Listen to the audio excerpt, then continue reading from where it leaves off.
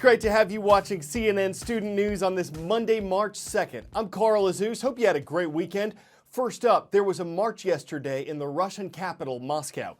It was supposed to have been led by a man named Boris Nemtsov, and it was supposed to have been held in opposition to Russia's policies concerning Ukraine. But Nemtsov, Russia's former deputy prime minister, was killed Friday night. So thousands used the event to remember and mourn him. Theories about the killing range far and wide. Nemtsov was a fierce critic of Russian President Vladimir Putin, so some are saying Nemtsov was targeted by the Putin administration or someone who supports it. A Russian government spokesman says the killing was meant to stir up political strife. Police are investigating if it was terrorism or related to Nemtsov's business activities, and Ukraine's president says Nemtsov was going to reveal information that would have been damaging to the Russian government. Next story today concerns the leader of Israel and a visit he's making this week to the U.S. Capitol. Right now, the Obama administration is negotiating with Iran over its controversial nuclear program. Iran says it's strictly for peaceful purposes. But Western countries have been concerned that Iran's trying to make a nuclear weapon, so they've imposed a number of sanctions, penalties on Iran. The Obama administration is considering lifting its sanctions if Iran promises it won't make a nuclear weapon and if it allows inspectors to make sure it doesn't. But Israel opposes the possible deal. It sees Iran as an enemy and thinks Iran will still try to make a nuclear weapon in secret. It supports new sanctions against Iran. The Obama administration says that could threaten the deal it's working on with Iran, and that's why there's controversy over a speech that Israeli Prime Minister Benjamin Netanyahu is giving in the U.S. on Tuesday. As Israeli Prime Minister Benjamin Netanyahu heads to the United States for a controversial visit, there are signs he may be trying to tone down the angry rhetoric between him and the Obama administration.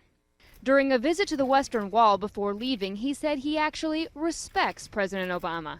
And in a statement, he said, quote, "I believe in the strength of the relationship between Israel and the U.S. and in their strength to overcome differences of opinion, those that have been and those that will yet be." And from the White House, a similar sentiment the day before. Even the Prime Minister himself has said that the level of security cooperation between the Netanyahu administration and the Obama administration is unprecedented. Mr. Netanyahu sparked a controversy when he and House Speaker John Boehner went around the White House and arranged a visit and speech on Capitol Hill without consulting anyone in the State Department or the administration in an open effort to derail U.S.-led nuclear negotiations with Iran. That move was seen as a breach of etiquette and an open sign of the deteriorating relationship with America's closest ally in the Middle East. In the end, Prime Minister Netanyahu would not be coming to America. He would not be risking the most important national security arrangement that Israel has if it wasn't for the fact that he believed in his heart that Iran's and the United States nuclear negotiation is going to end up being an existential threat to his country. The Tuesday speech has angered Democrats who accuse Netanyahu of driving a wedge into U.S. foreign policy. To have the Prime Minister to contradict exactly what the President in very sensitive negotiations is trying to do, and that's trying to guarantee that Iran does not have nuclear weapons. Illinois Congresswoman Jan Schakowsky says she, along with other Democrats, will boycott the speech. The Israeli leader will also speak to a conference hosted by the American pro-Israel group AIPAC on Monday morning, just before U.S. Ambassador to the UN Samantha Power offers her remarks. The two speeches may highlight the clash between the U.S. and Israel as they haggle over how to approach nuclear negotiations with Iran. However, some foreign policy watchers say the U.S.-Israeli relationship is too important to let wither. Okay, it's time to roll out the roll call. We're kicking things off in Lake Worth, Florida, just south of West Palm Beach. It's where the Mustangs are running at Woodlands Middle School. Grand Haven, Michigan's on the eastern shore of Lake Michigan. It's home to the Buccaneers of Grand Haven High School. And for the first time this year, we're visiting India on the roll call. The British school is in the Indian capital of New Delhi. U.S. Secretary of State John Kerry says the U.S.-led campaign to defeat the ISIS terrorist group is moving forward. But he says ground troops will be needed to defeat the terrorists in Syria. Secretary Kerry says they wouldn't be American combat troops, But the U.S. approach to ISIS has changed, and some lawmakers are wondering if U.S. boots will inevitably be on the ground. When the U.S. began the military campaign against ISIS, the mission was defined very clearly as an air campaign with no boots on the ground. Now, that changed as U.S. boots did hit the ground, first with just a few hundred military advisors, soon authorized up to 3,000.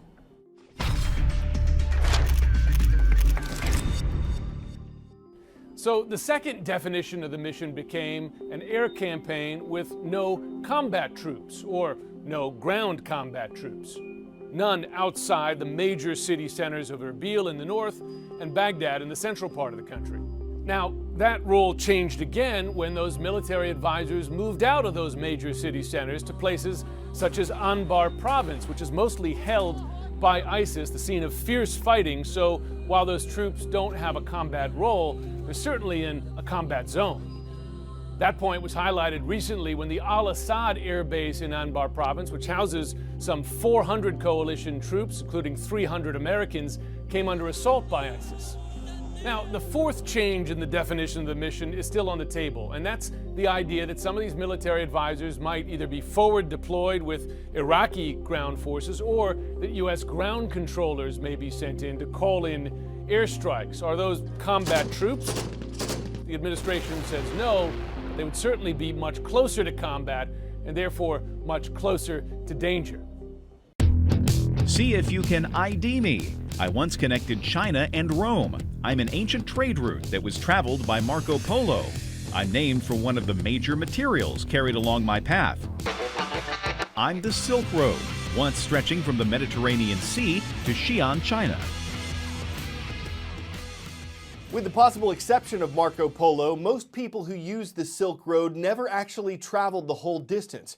Different traders would carry goods along different legs of the journey. The route has seen a number of revivals over the centuries. China is investing in one now with a similar goal to the ancient one: bridge east and west with trade and ideas. The world's longest rail journey was completed this week.